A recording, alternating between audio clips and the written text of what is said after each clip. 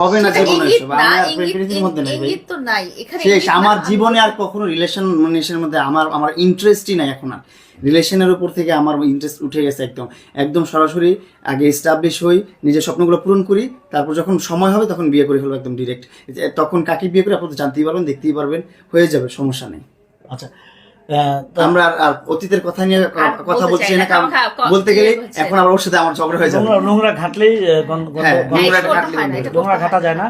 তো যাই হোক, আজকে মামুন এবং লায়লা আপনি একে অপরের হাতে হাত রেখে কথা দিবেন আপনাদের মধ্যে, আর ভবিষ্যতে কখনো দিতে চাই না, কখনো যে ঝগড়াঝাটি না হয়। কথাই দিতে চাই না না না, আমরা এর আগে কথা দিয়েছি এবং অনেক বড় বড় ঝগড়াঝাটি হয়েছে। আমি জাস্ট কোনো কথা দিব না, আমরা যেহেতু এখন কোনো কমিটমেন্টের মধ্যে নাই। আমি ভালো থাকবো, এখন আর কিছু হবে না, কারণ হচ্ছে আগে একটা যেটা ছিল দায়বদ্ধতা ছিল আমাদের মধ্যে, আমাদের একটা সম্পর্ক ছিল, একটা বন্ধন ছিল, যেখান থেকে যে অধিকারে আমরা ঝগড়া করতাম, যে অধিকারে আমাদের সমস্যাগুলো হতো, এখন যেহেতু ওই জিনিসটা নেই আমাদের মধ্যে, আর ওই কমিটমেন্টের কিছু নেই। আমার যা ইচ্ছা আমি করতে পারবো, আমার মন মতো করে আমি চলতে পারবো, ওর যা ইচ্ছা ও করতে পারবো, মন মতো করে চলতে পারবে, ও যে কোনো ছেলের সাথে প্রেম করতে পারবে, আমি যে কোনো মেয়ের সাথে প্রেম করতে পারবো। এটা আমাদের পার্সোনাল ব্যক্তিগত বিষয়, এটা আমরা ব্যক্তিগতভাবেও আলোচনা করে নিয়েছি যে তুমি তোমার লাইফ লিড করতে পারো, আমি আমার মতন লাইফ লিড করতে পারবো।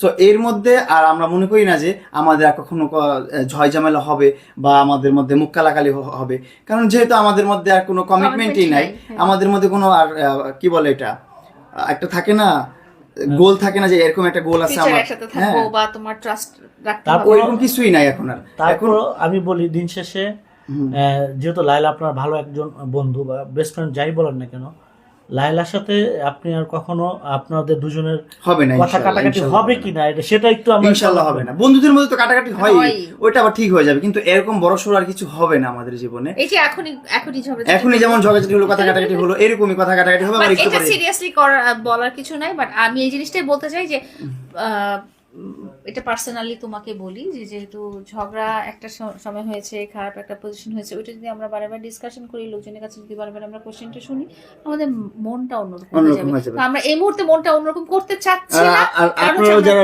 আগামীতে প্রেসে আসবেন আর আমাদের প্রিভিয়াস ঘটনা নিয়ে প্রশ্ন করবেন, আমাদের কিন্তু খুব বড় একটা ব্যাপার আছে, আমাদের কিন্তু মামলা তোলার মতো বড় একটা ব্যাপার আছে, কারণ এটা একটা খুব সিরিয়াস জিনিস। এটা মানে খেলার ব্যাপার না যে আমি বললাম আমি মামলা করলাম, আমি বললাম আমি মামলা তুললাম। এটা কিন্তু খুব বড় একটা মাইন্ডসেটের ব্যাপার আছে। সো আমি চাই না যে এরপরে এমন কোনো কোয়েশ্চেন করা হোক যেটার কারণে মামুন আমার সাথে খুব রেগে যাক বা আপসেট হয়ে যাক, কারণ প্রিভিয়াসলি ঘটনা হয়েছে, তো দুর্ঘটনা হয়েছে, খোঁচানো যাবে না। ওটা খোঁচাতে গেলে আমাদের মন মানসিকতাটা বারবার চেঞ্জ হবে। যেমন খুঁজে দিলেন আমার রাগ উঠলো, ওর রাগ উঠলো, আমারও হয়তো রাগ উঠে এই মাসে উঠে যাবে নাকি আরো লেট? এটা আমি আপনাকে বলেছি, এটা আদালতের প্রসেস, এটা আদালতের প্রসেসিং উঠে যাবে ইনশাআল্লাহ। আমরা তো বলতে পারি ইনশাআল্লাহ। যাক, আমরা আশাবাদী রইলাম নাকি? আশাবাদী। আর এটাও আপনাদেরকে বলে দিচ্ছি, আপনাদের এই নিউজ দ্বারা আমি সবাইকে একটা মেসেজ দিয়ে দিচ্ছি, আমাদের আগামীতে যারা আমাদের ইন্টারভিউ নেবেন বা আমাদের সাথে কথা বলবেন বা আমাদেরকে দেখবেন, আমাদের অতীত নিয়ে কোনো কথা বলবেন না ভাই। আপনাদের কাছে হাম্বল রিকোয়েস্ট আমার,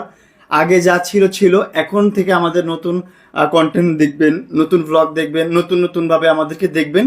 সো আমাদের পুরনো ঘটনা নিয়ে আমাদেরকে প্রশ্ন করে আপনিও বিভ্রান্তির মুখে পড়বেন না, আমাদেরকেও বিভ্রান্তির মুখে ফেলবেন না।